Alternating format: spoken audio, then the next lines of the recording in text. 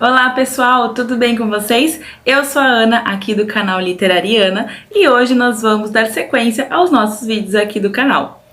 Bom, hoje eu trouxe um livro pra gente conversar que, digamos, tem uma opinião bem conflituosa a respeito dele, né? São opiniões bem divididas, e eu achei muito interessante porque, na verdade, eu particularmente amo a história do livro e o que ele proporciona, o que ele traz de conhecimento através dele. E esse livro é Deuses Americanos, do Neil Gaiman.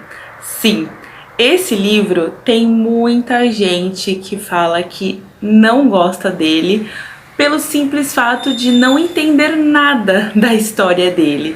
Ele é uma leitura contemporânea, mais ou menos da década de 2000, e é super engraçado porque ele tem uma linguagem super atual e mesmo assim as pessoas têm muita dificuldade de entender o que o autor quis trazer com essa história. Então hoje nós vamos falar um pouquinho sobre ele. Bom, pessoal, antes de mais nada, eu vou falar para vocês um pouquinho sobre o que trata esse livro, dar uma breve resenha, sem spoiler, claro, sobre a história dele, tá? E assim ficará mais fácil depois de eu desenrolar uma breve explicação sobre a leitura.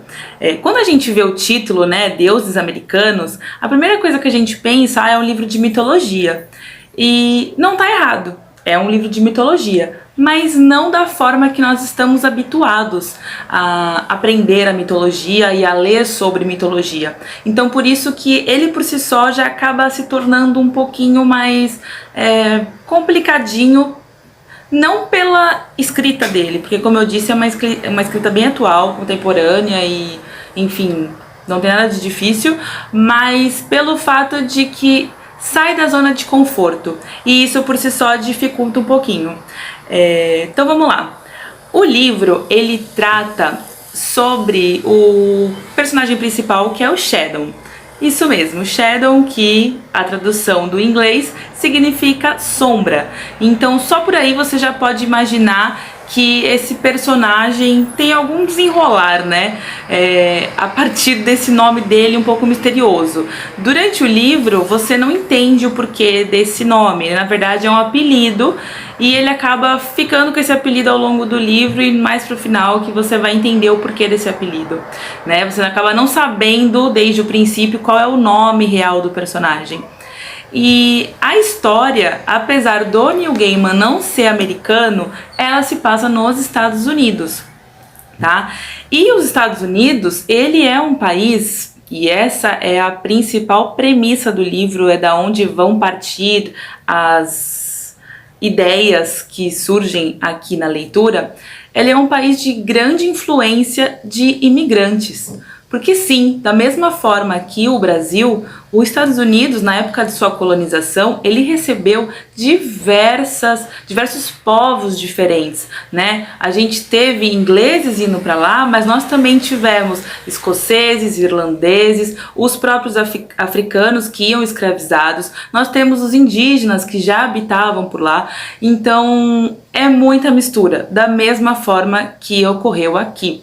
Então essa é a principal ideia do livro, tá? Ele vai tratar sobre essa miscigenação a partir da imigração que teve lá no país, ok? Então, bom, voltando ao Shadow. O Shadow, ele foi acusado de um crime que fica bem mal explicado, tá? E durante a história ele vai sendo melhor esclarecido, mas enfim, ele foi condenado a 7 anos de prisão, só que devido ao seu bom comportamento, porque ao contrário de outros presos, o Shadow, ele aproveitou esse tempo que ele ficou na prisão para melhorar um pouco a questão da sua vida, da sua vivência, experiência de vida. Então ele aproveitava para ficar na biblioteca, ele leu todos os livros da biblioteca da penitenciária que ele ficava, ele tinha um bom comportamento com os colegas dele, então por conta de tudo isso, ele teve a pena reduzida para 3 anos. tá? E só o que acontece? Alguns dias antes dele ter essa liberação dele, que ia completar os 3 anos efetivamente, ele recebeu a notícia de que ele já seria solto. Sim, não é dono da cadeia, como é que se chama? Bom, a pessoa que administra lá a penitenciária chegou pra ele e falou: vem cá, Sheldon, você vai ser liberado hoje já, né? Você tá ganhando esses 3 diazinhos aí de brinde, digamos assim. Você vai ser liberado antes porque nós temos uma triste notícia pra te dar. A sua esposa faleceu. E o Sheldon, ele fica sem chão, porque na verdade o principal objetivo dele era sair da cadeia para poder ir atrás da Laura, que é a sua esposa. Então, quando ele recebe essa notícia, ele fica sem saber o que fazer, sem rumo, né? Então, a primeira coisa é que ele vai até o velório, né, do enterro da esposa dele. E muita gente fala que chama um pouco a atenção pela frieza do personagem nessa parte do livro. Ele vai até lá, mas ele não esboça muita emoção nem nada. Então tem algumas pessoas que reclamam dessa parte, porque falam: nossa, ele falava que o principal intuito dele era sair da prisão para encontrar com a esposa, e quando descobre que ela morreu, acaba que ele não esboça muito sentimento. Mas enfim, foi a forma que o autor escreveu, e eu acho que até por conta do que vai acontecer depois, isso fica um pouco mais claro mais pra frente. E aí, durante essa viagem, todo o trajeto dele saindo da penitenciária e indo ao encontro do enterro, né, da esposa dele, ele acaba conhecendo um senhor de nome Quarta-feira, que na verdade no livro é Wednesday, né, que é quarta-feira em inglês. E ele conhece esse senhor e logo em seguida ele já chama ele para trabalhar para ele, né? Porque, bom, não é bem um spoiler, mas vou adiantar essa parte. A esposa dele, ela morreu num acidente, certo? E junto nesse acidente também estava o melhor amigo do Sheldon, e era também o dono da academia que ele trabalhava antes dele ser preso, e no qual ele teria emprego já garantido quando ele saísse da prisão. Então, quando o Sheldon ele recebe essa notícia toda de uma vez, ele fica sem a esposa, sem o melhor amigo e sem emprego também. Então, quando o Wednesday oferece para ele essa oportunidade de emprego, que era para ele trabalhar, na verdade, como motorista dele, o Sheldon acaba aceitando, porque ele se vê numa situação em que ele não tem rumo, ele não tem o que fazer da vida. Então, ele aceita e fala que concorda em ser o motorista dele, e enfim. E aí ele recebe a notícia de que eles estarão viajando pelos Estados Unidos, porque ele tem negócios, né? O Wednesday tem negócios a resolver. E aí, ao longo dessa viagem, que vale ressaltar, essa viagem é feita pelos Estados Unidos em cantos bem remotos, tá? Você não vê durante a história locais comuns dos Estados Unidos serem frequentados pelo Sheldon e pelo Wednesday. Não, eles vão em lugares onde não é comum, mas que fazem parte da história e da formação americana. Sim, e essa formação, essa história é relacionada a diversos povos diferentes. E é aí que está a jogada, porque ao longo dessa viagem, o Sheldon, ele começa a conhecer diversas pessoas diferentes que ele começa a achar bem esquisitas. E ele começa a chegar numa conclusão de que essas pessoas, na verdade, são deuses de diversas fés, digamos assim, diferentes. Então, conforme os imigrantes eles foram chegando nos Estados Unidos, cada um deles trazia consigo a sua fé, a sua religião, a sua prática de atos referente a algum deus, oferendas, enfim, alguma entidade, né? E conforme essas pessoas viajavam imigrando para solo norte-americano, eles acabavam trazendo consigo. O Neil Gaiman, ele tenta trazer a personificação da entidade no qual a pessoa praticava a sua fé. Então ele torna essa entidade uma pessoa, como se fosse uma pessoa. Então, como se, por exemplo, eu fosse irlandesa e no navio vindo para cá e praticando a minha fé, eu trouxesse aqui atrás de mim uma entidade que é em forma de pessoa mesmo, do Leprechaun, por exemplo. Então é muito legal, porque ele personifica, ele torna algo palpável, digamos assim, esses deuses. E aí o Shannon começa a se ligar que ele está lidando com essas entidades, apesar dele achar muito esquisito e no fundo ele ter dúvidas se ele tá ficando doido ou se aquilo realmente está acontecendo. Ele começa a presenciar diversas situações que começam a provar esse ponto de vista dele, tá? E aí, o livro também é interessante que ele se passa, o começo de cada capítulo, ele não se passa nos dias atuais, apesar da história em si ser nos dias atuais. O início de cada capítulo, ela se passa em diversas épocas diferentes. Nós temos a antiguidade, nós temos o período da colonização americana, nós temos períodos de guerra civil, nós temos guerra civil americana, nós temos o período dos escravos negros chegando na América como um todo. Então são diversos períodos que vão sendo retratados no início de cada capítulo. Para quê? Para trazer a introdução daquele Deus que vai ser abordado naquele capítulo ou que vai ser introduzido na história. Então, nós temos diversas mitologias diferentes sendo tratada no livro Deuses Americanos, né? Porque a gente está muito acostumado àquele eixo Grécia, Egito, né? Mitologia grega, mitologia egípcia. É sempre o que acaba sendo mais abordado. Mas em Deuses Americanos, nós não vamos ter só essas entidades. Nós vamos ter aqui mitologia grega, nós vamos ter a egípcia, nós vamos ter a nórdica, que é muito abordada. Nós vamos ter também algumas entidades, eu nem diria mitologia, porque na verdade existem essas religiões até os dias atuais, então não é algo mitológico, é algo concreto da atualidade.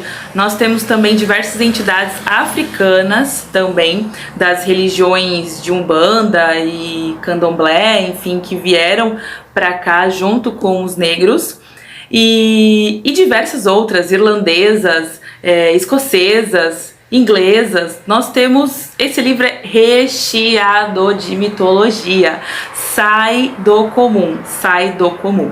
E por isso que as pessoas já acham tão estranho, né? Porque sai da nossa zona de conforto. E aí, qual que vai ser a jogada? O Neil Gaiman, ele propõe o seguinte pensamento, a seguinte análise, digamos assim, do que é feito com os deuses que deixam de ser cultuados. O que se torna um deus que deixa de ser visto pelo seu povo como importante para a vida dele, né? Então, se eu deixei de ter fé naquele determinado deus que eu cultuava, o que acontece com ele? E é isso que o Neil Gaiman vai trazer, porque aí nessa parte da história ele traz para a jogada os deuses novos, os deuses da atualidade. E quais são esses deuses da atualidade? E isso eu acho algo genial. Os deuses da atualidade são a mídia, a tecnologia, a televisão, os automóveis, as estradas. E eu só não digo que nesse livro nós temos também os smartphones como um deus e a internet como um deus também, porque nos anos 2000 isso ainda não estava tão enraizado na nossa cultura como está agora, né? Em tão pouco tempo isso se tornou algo que as pessoas são dependentes. E é sobre isso que ele fala. As pessoas deixaram de ser dependentes em deuses, ou seja, de ter certas práticas e cultos para cultuar outra coisa, né? Que é, no caso, a televisão, o dinheiro. O dinheiro também é outro, cartão de crédito é outro, porque nós vivemos em função disso. Enquanto antigamente as pessoas viviam em função de estarem exercendo, na verdade, alguns rituais para poder trazer prosperidade para si, achar que aquilo ia ter alguma mudança na sua vida. Hoje em dia não, hoje em dia a gente acha que um celular resolve tudo, a televisão resolve tudo, a mídia resolve tudo, a internet resolve tudo, o dinheiro resolve tudo. E é esse conflito que vai ser o principal ingrediente do livro. O conflito entre os deuses antigos e os deuses novos. E esse choque que existe entre realidades. E aí nós podemos levantar outra questão, o choque que existe entre tempos diferentes, né? Entre culturas diferentes. E o porquê que eu acho esse livro muito bom e importantíssimo da gente falar? Porque a gente pode trazer à tona toda a perda cultural que nós tivemos, né? Não só aqui no Brasil, ou no caso no livro, que é nos Estados Unidos, toda a perda cultural que ocorreu no mundo inteiro a partir dessas imigrações que ocorreram. Então, conforme as pessoas saíam de suas localidades de origem e migravam para outros países, isso fez com que muita cultura, com que muito conhecimento, né, do dia a dia fosse perdido.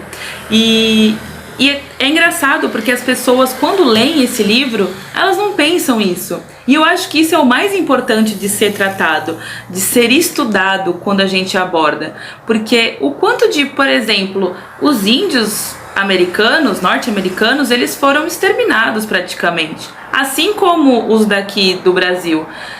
E o que se perdeu de costume, de cultura, de hábitos, quando essas pessoas deixaram de existir e se tornaram passado, né? E isso, apesar de não ser tratado, não ser o principal ingrediente do livro, é importantíssimo da gente falar, porque muita coisa se perdeu, né? E acaba que houve essa europeização de tudo, né? Uma ocidentalização de tudo, porque apesar do livro tratar bem assim superficialmente, por exemplo, algumas práticas orientais, a gente também pode citar isso, o quanto também se perdeu práticas do Oriente, né? Cultos, culturas, costumes do Oriente a partir disso, né, dessa imigração, dessa troca cultural e até mesmo através do advento que foi a mídia, a internet, a tecnologia, que são esses deuses novos, tá? Bom, gente, nossa, hoje eu me empolguei e me empolguei demais porque eu realmente sou muito fã desse livro, principalmente por conta desses questionamentos que ele levanta em qualquer um que saiba ler e perguntar, porque é muito importante isso. Quando a gente lê, tem livros que a gente lê para passar o tempo, tem outros que a gente lê para se questionar sobre o que a gente está lendo e como aquilo agrega pra gente. E esse livro, ele trouxe muitos questionamentos, como eu falei hoje, sobre tudo isso. Então eu acho importantíssima a leitura dele e eu acho que a partir do momento que você lê com esse olhar crítico, a história vai se tornar muito mais interessante. Pra quem não sabe também, Deuses Americanos tem a série, né, de já 3 temporadas na Amazon Prime, então vale também a conferida, até mesmo pra quem não tem paciência de ler. O livro não é tão grosso, mas pra quem não tiver paciência, vale também então conferir a série, que também é muito boa, principalmente a 3ª temporada. É muito boa e acaba daquele jeito que você fica com um gostinho de quero mais, tá? E é isso, pessoal, espero que vocês tenham gostado. Deixe nos comentários se você já leu o Neil Gaiman, O Deuses Americanos ou algum outro livro do autor, inclusive estou atrás de mais para poder conferir e vamos trocando experiências, tá bom? Um beijo a todos e até a próxima!